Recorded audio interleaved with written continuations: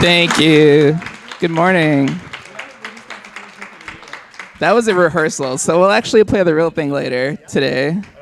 Good morning, everyone. How are you? Awesome. Okay, so we are Ocabanda. Welcome to the Ocarina panel. We're going to do some brief introductions. Yeah, just drop down. Actually, no, pass your music this way, so it's all organized. Fine, Thank you. David. All right, we're going to answer a couple questions while we're going through this, starting with Jordan. Okay. So these are the questions. How long have you played the Ocarina? Why do you play the Ocarina? And what is your best memory playing? Also, Ocarina? tell us who you are. And introduce yourself. Oh, sure. Okay.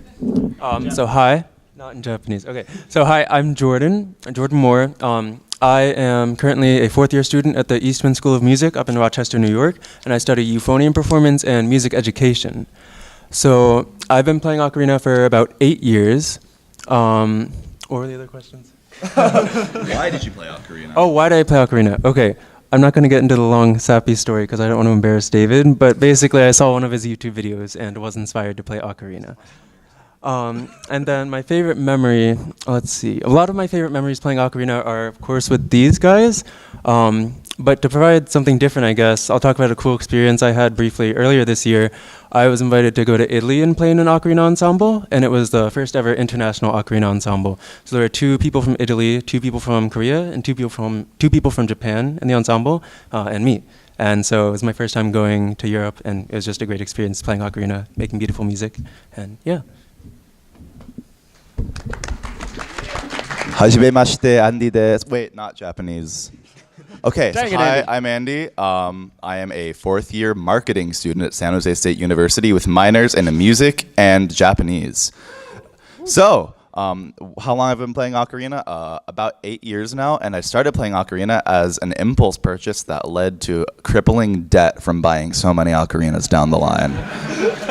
So yeah, it was an impulse purchase that really ruined my life, and Ocarina acquisition syndrome. what's my best memory playing ocarina? So Ruins at the lives. convention where I bought my first ocarina, well, I mean, not that specific year, but like 5 years down the line, I was just playing in the convention hall, and like I hear a melodica join me, and it's Robbie from Super Soul Bros. So he and I jammed out on melodica and ocarina for like 25 minutes, and that was like an amazing like impromptu jam sesh, and that'll always be one of my treasured ocarina memories. If you see Robbie, tell him I said hi.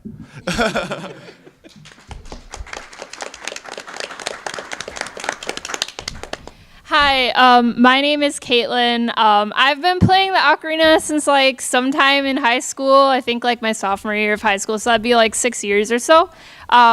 This was actually my first ocarina, the Jade Soprano C Crackle, and I got it signed by the conductor of the Zelda Symphony Orchestra in my area, and then that I learned the hard way that permanent marker does not stay on ceramic. But yeah, Zelda and also David's videos and pretty much all the stuff that inspired like most of the other people has inspired me. My best memory playing the ocarina was probably this summer. Ocabanda, we all went to Seattle for the U.S. Ocarina Festival, and we actually had a marching like band of almost like 40 ocarinists. Yeah, and we just like marched down the market in the streets, and there was this woman, her name was Sandy, right? Yeah, and she was like very touched by our performance, and like that just kind of made my day. Yeah, she She's an sells ocarina maker. ocarinas. Yeah, so it was really special. So that's my favorite memory, playing ocarina.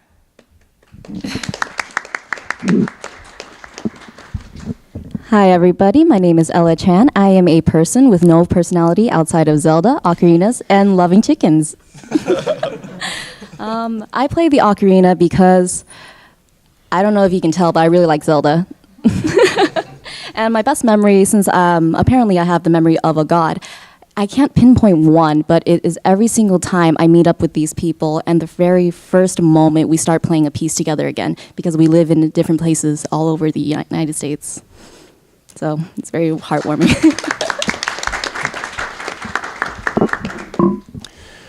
Hi, I'm Tad. And I'm an ocarina-holic.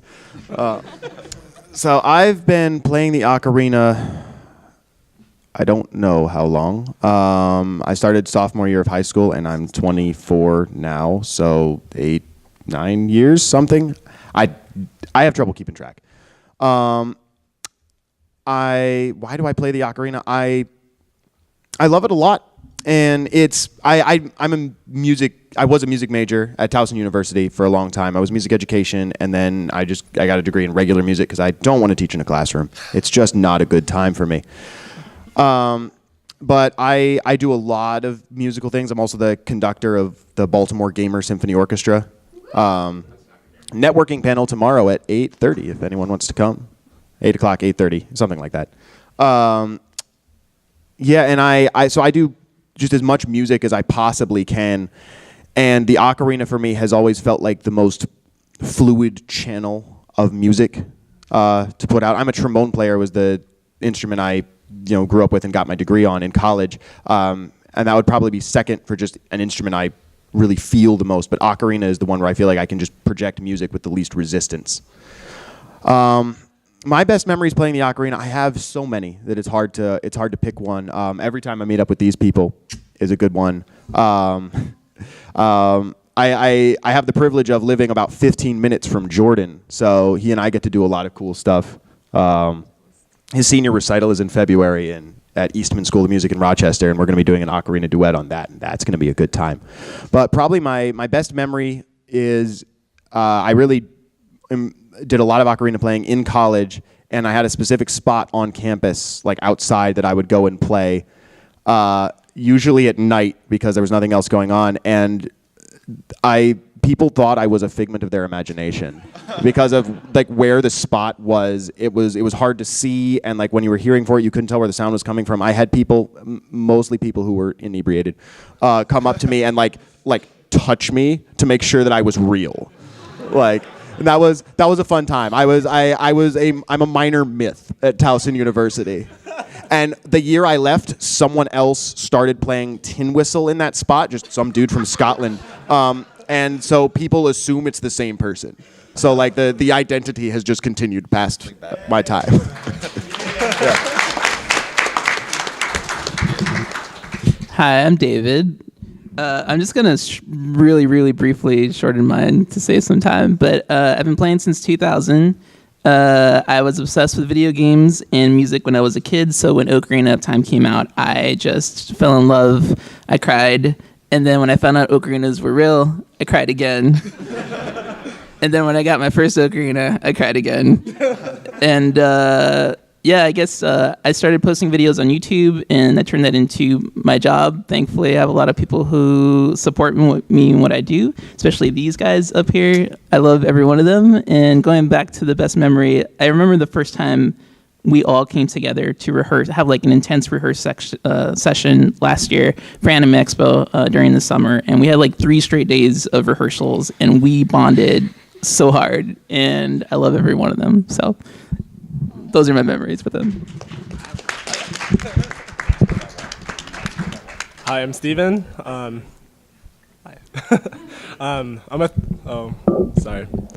I'm a third year at Central Washington University. I'm a music education major. I'm a clarinet and saxophone player. I've been playing ocarina for 4 years, and like pretty much almost everyone in this room who plays ocarina, I saw David's video and I'm like, hey, that's cool. I should try to learn it. My best memory, it's always the first time that we meet up after not seeing each other for like 5 or 6 months, and just having that first rehearsal. It always reminds me why I'm playing the ocarina, why I enjoy it so much. Just love these guys. All right, so I'm assuming most of you have some sort of interest in the instrument itself, so we're going to spend the rest of the time talking about that. And for this, I'm going to hand it over to Caitlin. Okay, hello. My name is Caitlin, and we're going to talk about what is an ocarina. So an ocarina is, it's known as a woodwind instrument, but it's normally ceramic, wooden, can be plastic, like these ones. And it also goes by a couple other names, like the globular flute and a vessel flute, just because of the chamber inside. It's kind of like why it's known as that. And it also looks like a goose, which is actually what ocarina means, is like little goose. So there it is. The resemblance is uncanny. So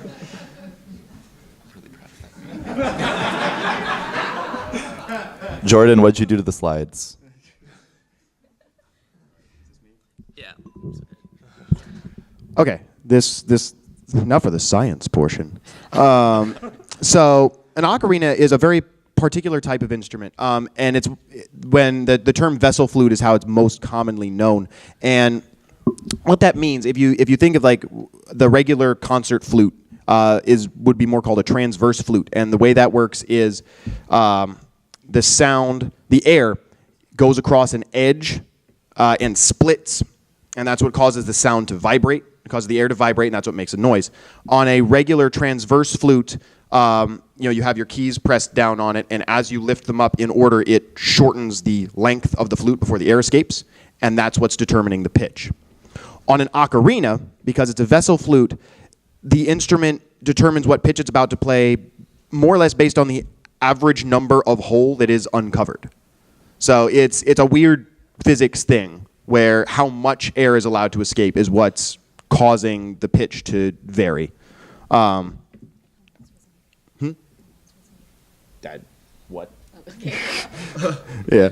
But yeah, it's really cool, and that makes the ocarina very unique. Not only in the sound color that it puts out, it's a very round sound, but it means that you can do a lot of pitch bending and ornamentation and altering and affecting the notes a lot more easily than you could on most other instruments, because it's so sensitive to air pressure, it's sensitive to just amount of hole that's uncovered. So there's a lot of really cool techniques you can do on an ocarina that you can't do on any other instrument. Caitlin. Okay, so now we're going to talk about the worst ocarina ever, which is also known as the Ocarina of Crap. Now, how many of you have seen this online? Oh, you look pretty excited. I got one for my birthday this year. My condolences. I had to very politely say, like, I didn't know how to say this is out of tune. I was like, thank you, but this is out of tune. Yeah. I want you to play it first. We want you to get it. I bought all these songbooks for you, and I'm just like, internally, I'm grateful that they like my ocarina, but also like, I'm internally screaming because this thing is completely out of tune, and I'm just like. So that's why this is kind of sad, is because like it's a lot of the time it's like the first thing like people see when they're looking for ocarinas. If you're in like any kind of like souvenir shop with like nerdy stuff, a lot of the times they'll have one ocarina, which will be this, and it looks nice as a collector's item, but especially for the price, like you could get like one of these songbird ocarinas, which we will demo later, which although it's plastic, they do also make some that are like branded with like Triforces and stuff, and it sounds a lot better. But yeah, these ones are just incredibly out of tune and like very clickbaity. The reason for that too, that they're so cheap, is because they're mass produced in China, and so although they use like really good molds and they're finished very well, so they look like the Zelda Ocarina, they don't put any attention to the tuning at all. So unfortunately, like most of them, you might be really lucky if it's tuned in a certain way. Like I think 9 times out of 10, they're horribly tuned. Yeah. In fact, usually at panels, I ask people to like bring one forward so I could demonstrate it, because and not break it. That would be traumatizing. But the worst thing about this is that people who actually get these and try to play them and actually want to put effort end up walking away disheartened because they feel like they're doing something wrong and it's not their fault. It's this stupid instrument. So, what do we have downstairs at the table, Caitlin? What? Oh, yeah, we have these like plastic soprano C ocarinas. Do you want me to demo it at all? And we also have like a replica Ocarina of Time. So this one is a 12-hole. It looks a little bit different from like the original from the game, but functionally it's much easier to play. Do we have the 12-hole Ocarina of Time? Yes. Oh, cool! Wow. And we also have the Pokeball Ocarina, which is a, no, it's this one. It's the green one, because I have Bulbasaur. So we have the color-coded for the starter. Choose your starter. So yeah, we have this one. Go ahead and demo, yeah.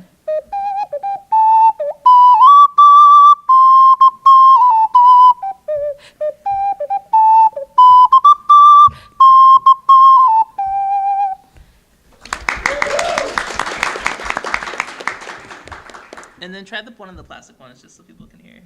Okay, hopefully this isn't really loud. It's fine. Play really loud.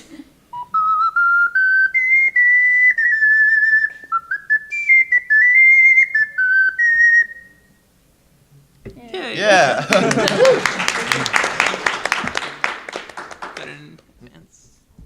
So that's what we have on our table, so you should buy those and not that one. Yeah, so we have our table downstairs in the marketplace towards the back. Table P4, back right corner. Yep. Okay, so Jordan and Steven are going to talk about the different ocarina types. So the original ocarina, or original modern day ocarina, I should say, that was invented in Italy in kind of the mid to late 1800s, was a transverse ocarina that looked very similar to this, and it has a linear finger system. Steven also has one over there. So what a linear fingering system means is that this ocarina is in the key of C, And so if I were going to play a C major scale, I basically just have to lift my fingers one by one, and it's pretty easy. But you do skip the left pinky. So Steven, can you demonstrate a scale on that ocarina?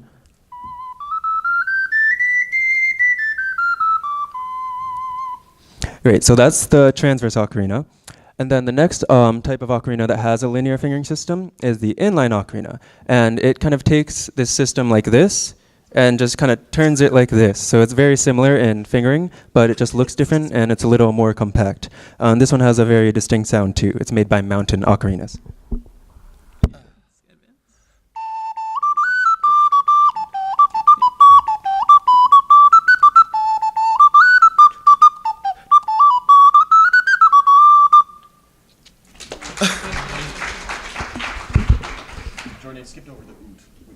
It's okay. It's fine. Oh, okay.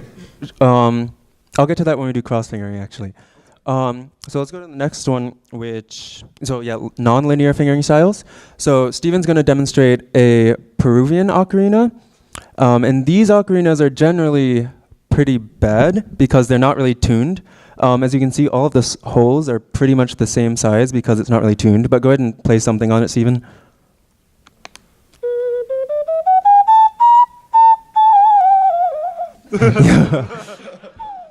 Exactly. And then the next non-linear fingering type is an English pendant ocarina.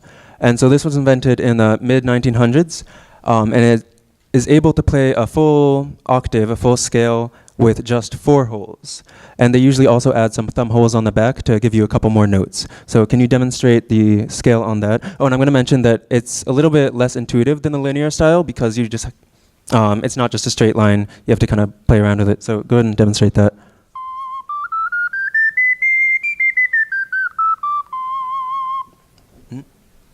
And, oh, yes. And so now I want to talk about this ocarina, which is an Ocarina of Time replica made by Songbird Ocarinas. This one doesn't really look like it, but it uses that cross-fingering style because these 2 holes right here are fake holes. So it just has these 4 fingers, just like on a pendant. So Andy, can you do that? Okay.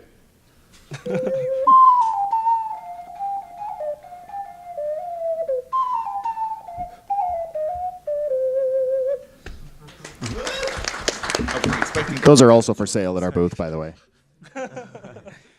Okay, so now we're going to go on to multi-chambered ocarinas. So multi-chambered ocarinas are essentially multiple ocarinas put together. So this is a triple ocarina, and actually let me use this one, it's a little easier to see. So triple ocarina, the first chamber of this ocarina is very similar to just a regular transverse ocarina. And so that kind of has the range of a regular ocarina. Just like that. And then Together, and there you go. Saves you $100-something, $200.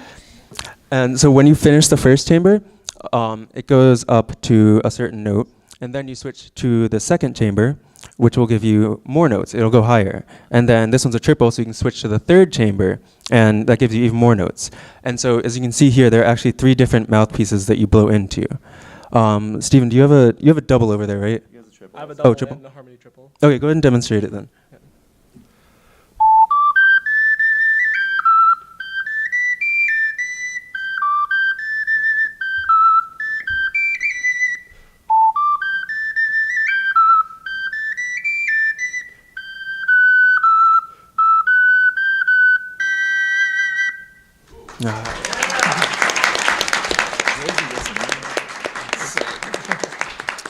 And now we're going to show you a very big ocarina that Tad is going to play. They don't stop coming. This is a quadruple ocarina. It has 4 separate chambers.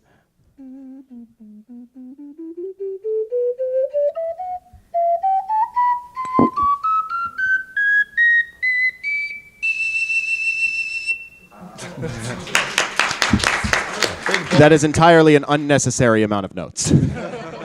I have never once played a piece that required all 4 chambers. Jordan tried to write one for it and couldn't. So one more step would be a quintuple ocarina, which we have a picture of, but we don't have a real one. I broke it. It's fine. How do we build this one? It glitched. So unfortunately, we don't have one of those, but there it is. Yeah, Imperial City actually did just recently come out with a 4-chambered one that has this range that I kind of want to get, even though I already have one. 4.5 octaves on a single ocarina. That's like a piano. It's just stupid. It's beautiful. I want one so bad. All right, and the last type of ocarina we're going to talk about is a harmony ocarina. And Stephen actually kind of foreshadowed that because he played a harmony at the end of his piece. But let me show you this one first. So there's an inline ocarina, and each hand operates a separate chamber. So it's kind of split in the middle. So I'm going to try to play something on it.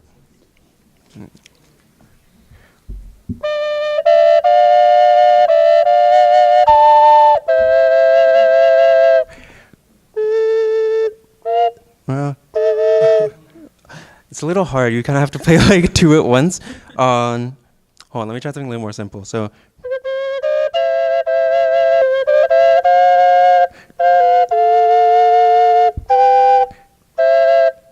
There you go. And Stephen has one more he can show you. It's called the triple harmony ocarina, made by Songbird Ocarinas. Do you have anything to demonstrate? You already done. Oh, okay, good. Then it's great. Okay. That the harmony triple, like the playing 2 notes at once, is something that is a factor. Like it's a trait of a lot of multi-chambered ocarinas. The harmony triple is specifically designed for that, so that you could play 2 or even all 3 chambers at the same time, and they'll be in tune. Yeah, I don't think it's in the presentation, but there's basically 2 types. There's the extended range, which is only mainly focused on getting you as many notes as possible, and then the harmony style, which is more focused on allowing you to play chords. Yeah, that's it. So, I've been waiting to talk. I'm actually going to let you do most of the talking here, and I'll just interject if I need to. Go ahead. Introduce me, David. This is Andy. Hi, I'm Andy. He's Andy. All right, kids, you want to know how the ocarina came to be? Get ready for a quick presentation. Boom, first picture. Okay, 10,000 plus years ago in South America, in the land of Peru, the Native Americans made globular vessel flutes that ended up producing sound the exact same way as ocarinas do. The ocarinas did not obtain that name until much later. Similarly, next picture. In China, a similar instrument that produces sound slightly differently, but has a very similar sound because it's also a vessel flute, the zun, also was made. There's a possibility that when there was a land bridge between Asia and America, the missing link between those 2 instruments went across and they sort of diverged evolutionarily. So, yeah, it's crazy, right? Next slide. I'm dialing it to 11. Okay. So, there's this really awesome dude named Giuseppe Donati. Okay, give me my pictures. Dad, I need my pictures. Look at this handsome bearded man. This man is the legend of ocarinas. So in the year 1853, at the young, ripe age of 17 years old, he made an instrument and he dropped it. He was like, ah, shucks. And then he picked it up and played it. And I was like, wow, this looks like a little goose and sounds like an ocarina. So I'm going to call it an ocarina. So... That's not how that works, Andy. Did I stutter? Next picture. Oh my God. So he made something along the lines of that, which Jordan played earlier. Next picture. Ah! And this was in Budrio, Italy. And there's an Ocarina festival there internationally every 2 years. Yeah, I was going to say, actually, we're going to try to go to the next Ocarina festival, which is in Budrio, Italy, which is where the Ocarina was invented. Continue. Back to dialing it to 11. All right. And World War II. Picture, Tad. Picture! So soldiers received ocarinas like this in order to raise morale. Some brought it, some were given these ocarinas, but they were referred to as sweet potatoes in America at the time. So like they even had songbooks like that. But thanks to this little long tooty devil on the right that most of you had to play back in elementary school, the ocarinas were actually forgotten. So recorders. They had an intense, huge, massive marketing scheme to take over the small flute market. So, After millions of dollars spent and thousands of ocarinas forgotten, the recorder took the niche, even though it's much harder to play than an ocarina. Which is why it appeared in the first 2 Zelda games as opposed to an Ocarina, because it was way more popular at the time. Continue. Mind blown. All right, next slide, please. Picture, please. So, see that handsome man and those 2 pictures? This is who we call God of ocarinas. Okay, so in 1983, there was this documentary called The Great Yellow River Picture. And Nomura Sojiro, he played the ocarina soundtrack for that documentary. And it's kind of weird to think that the music from a documentary would have such a big impact. But because of that documentary, ocarinas became extremely popular in Asia, especially Japan, Korea, and China. So now the largest ocarina companies are almost entirely focused in Asia.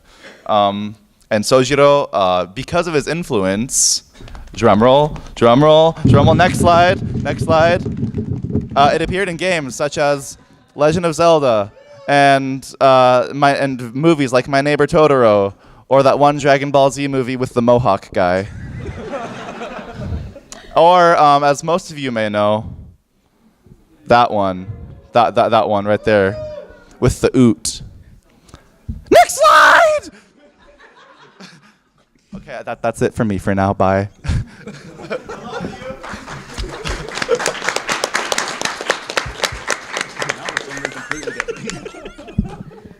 I'm sorry, I can't follow that up. Please forgive me. Anyway, with Ocarina, I actually, in my home state of Oregon, I like to go to local conventions all over the place, play Ocarina, and then people come up to me like, wow, that's so cool. And I go, I can teach you how to do this. And so I teach Ocarina panels.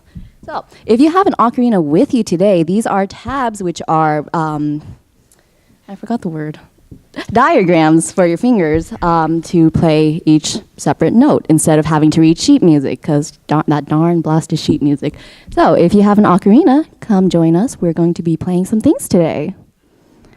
Who has an ocarina? Raise your hand if you have an ocarina, kids. Yay, and if you don't have one, you can actually grab some from our booth downstairs. So, You can actually, we want you to play along, but you can stay seated. We're not going to publicly embarrass you. It's fine. yeah, you can forgo this. I wanted to embarrass everyone, David. Next time. All right. So for the first one, make sure that your thumbs. Oh, go back.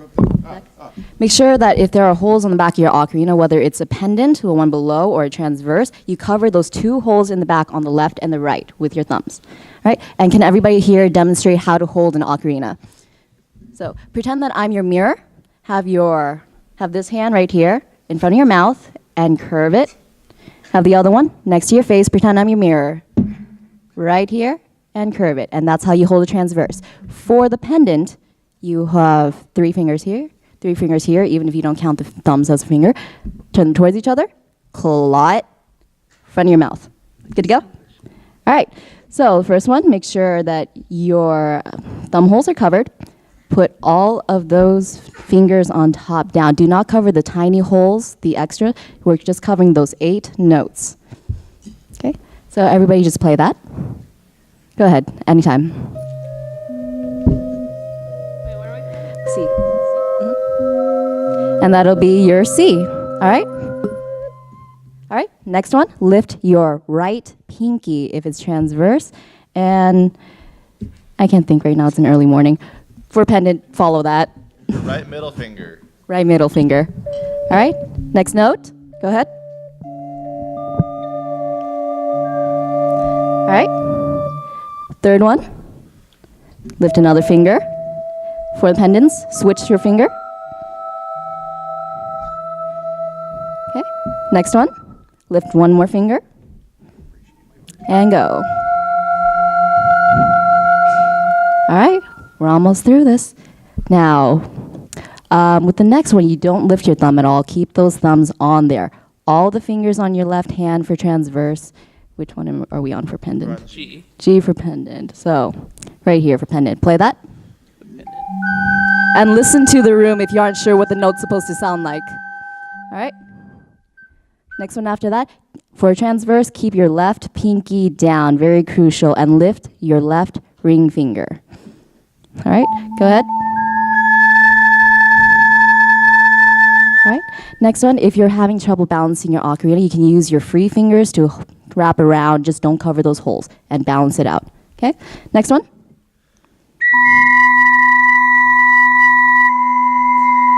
That's the sound of glory. All right. And now, on to the next one. It's going to be your two thumbs, pinky, right? Or Yes. did I lose track? Okay. Your pinky, two thumbs for transverse. Now, if you're having trouble, use your other fingers, wrap it around that ocarina, balance it out. Let's go.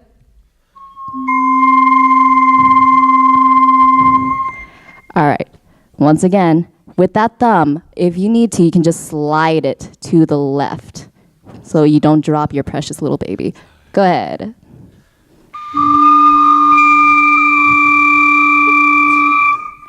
All right. Next one, no thumbs at all. Just that pinky. Hold it still, hold it steady, go.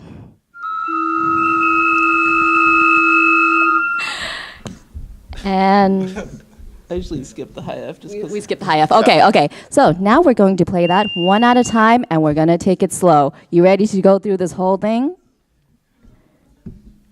That's a lot of uncertainty, but let's go. All right. So I'm going to count you in.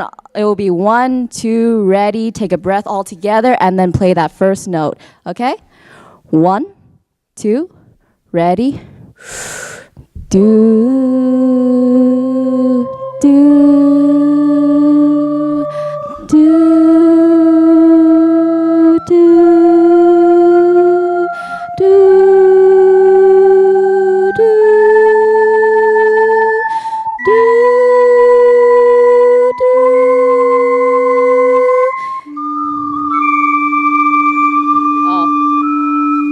Sorry.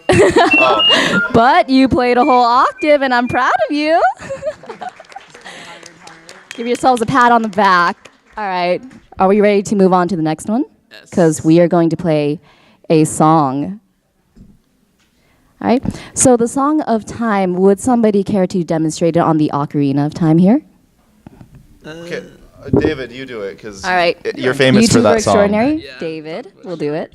Specifically because of that song.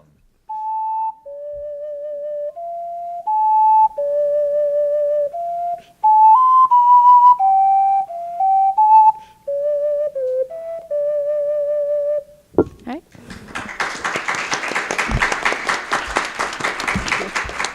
I'm trying to make it go. So we're going to take it one line at a time. That very top line, it's going to be do do do do do do.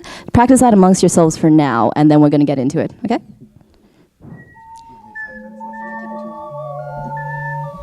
can't spend this long. 5 minutes. No, yeah, you're fine.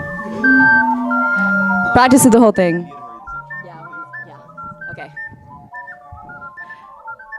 All right, everybody. Okay. We have 5 minutes left, so we're just going to try to get through this thing, okay? We're going to take it slow. Ocarina's up? No, we have 25 minutes. Oh, we have 25 We have minutes. But we have to perform 10 still. minutes for questions, 10 minutes for performing. Oh, okay. Yeah, All just right. just as a quick recap. Wait. So right after this, we're gonna actually have some time for question and answers, and then we're gonna do a 3 pieces for you guys as an ensemble. So yeah. All right. You play for us, and we'll play for you. Ready? 1, 2, ready. Do do do do do do da da da da da da da da da da. I messed up. Help. Play that on day 3 to restart MAGFest.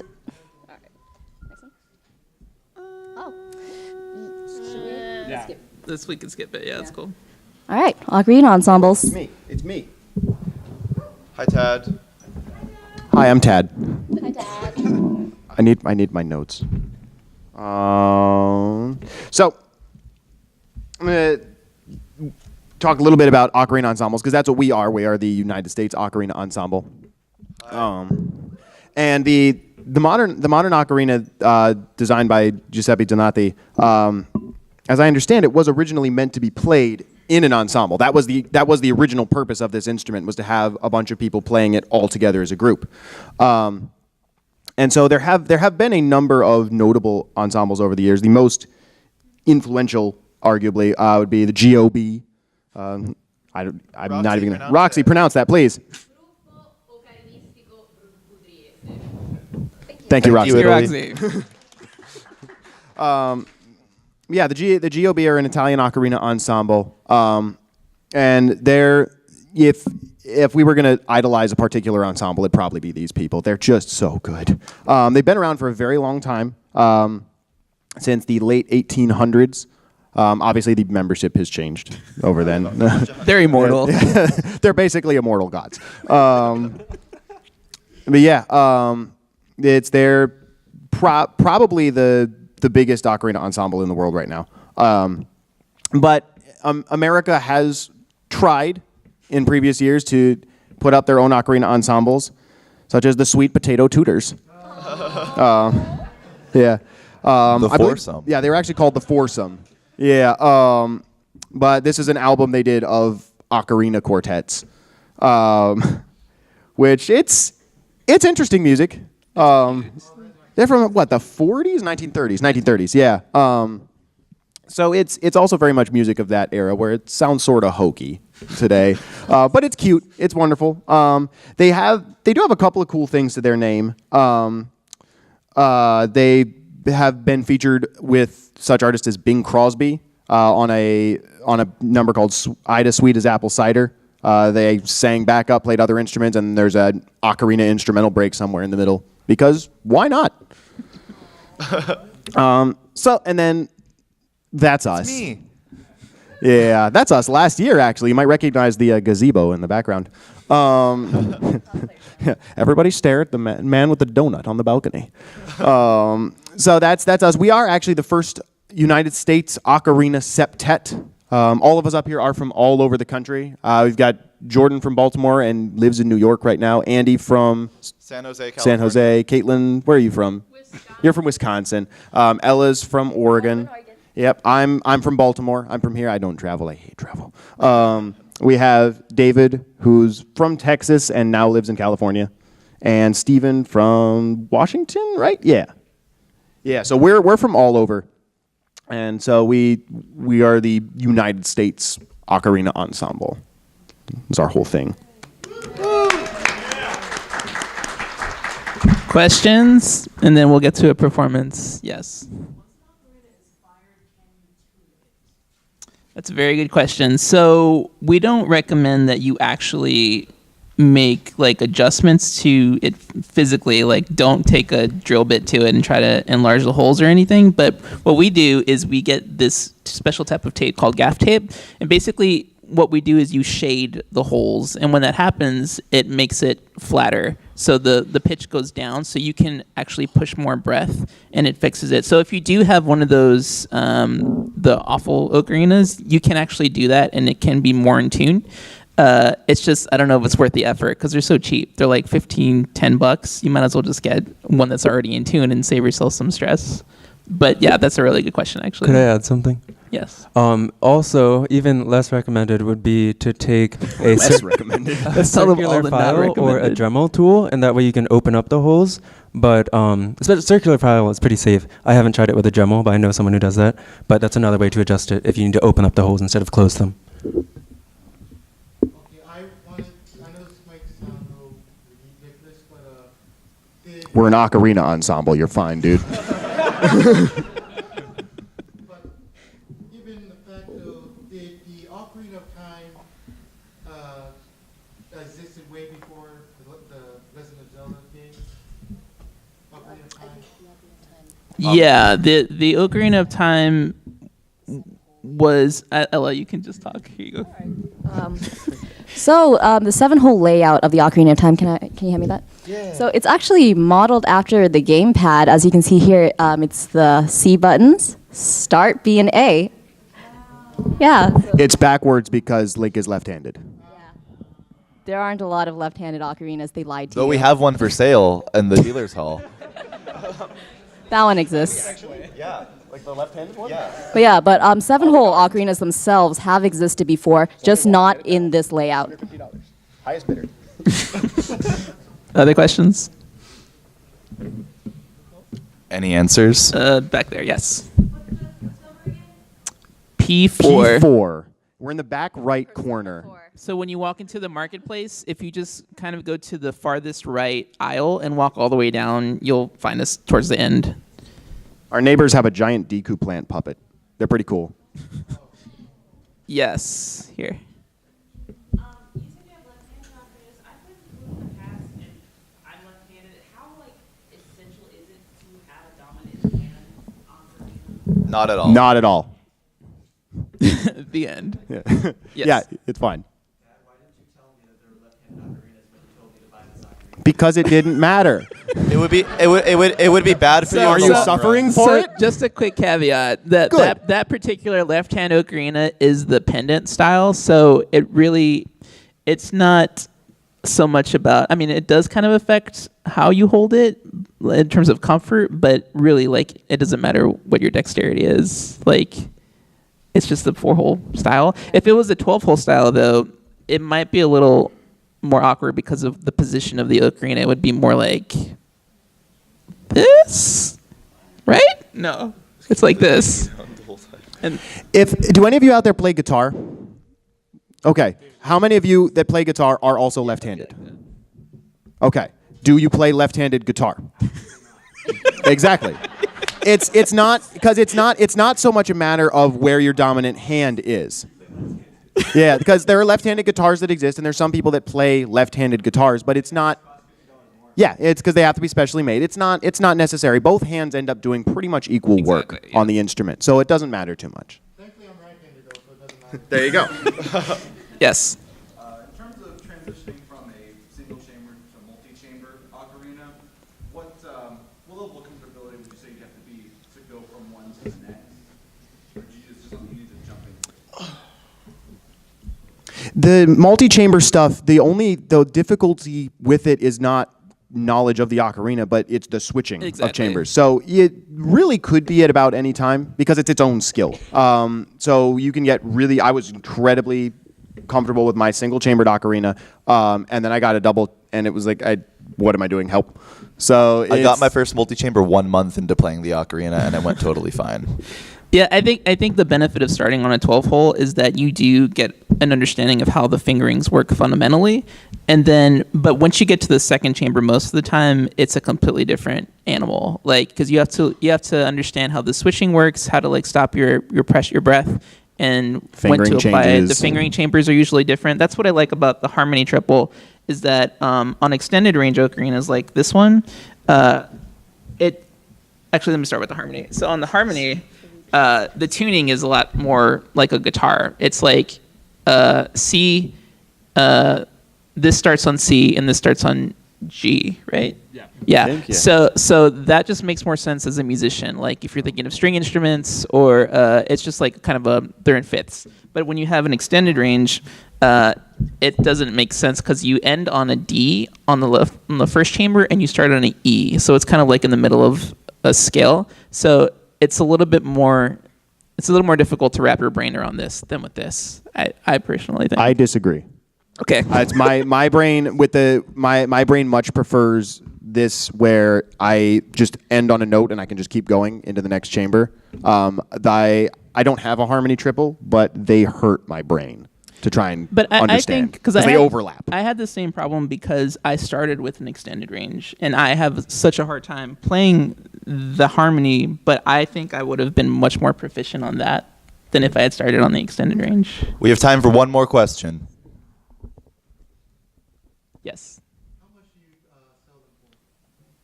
Our lowest price is $15, and our most expensive one is $150.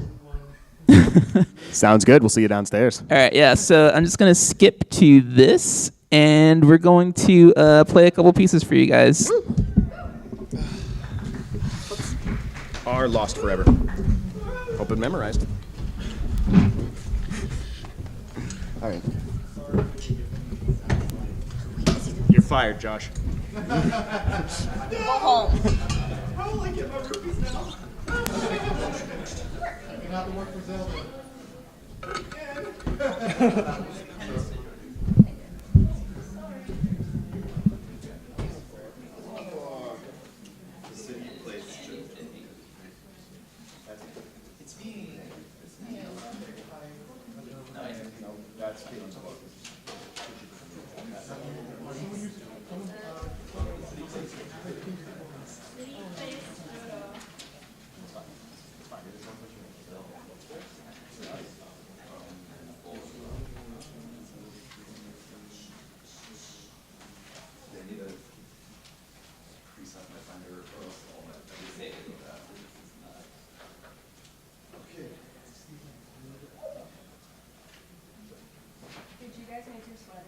Yes. No, we made them last night.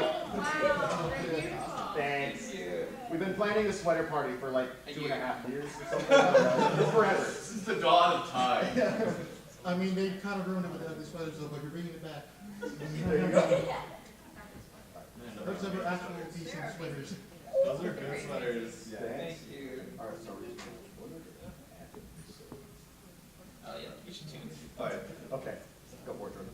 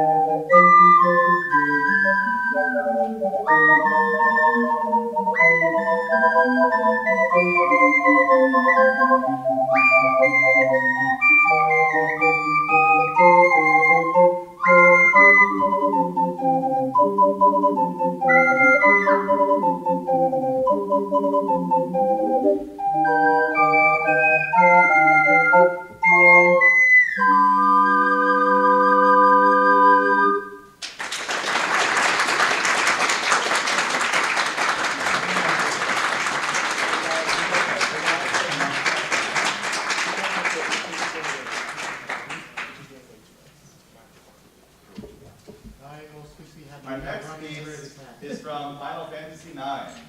They recognize if you played that game. I didn't know.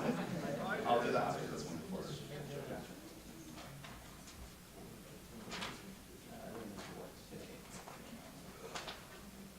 Turn those pages, David. Yeah. David Ramos, everyone. Page turner extraordinaire. You did it.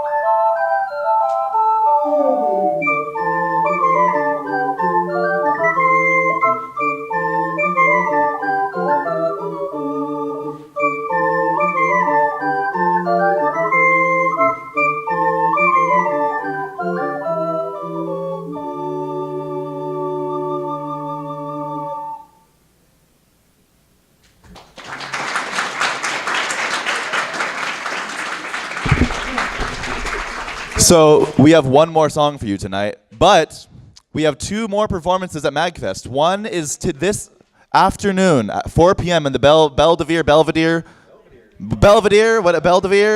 It's on the first floor of the hotel where all the live music's happening in the main area of MAGFest. We will be there at 4 p.m. with about a half-hour set. And then tomorrow, Saturday, January 5th, 6th?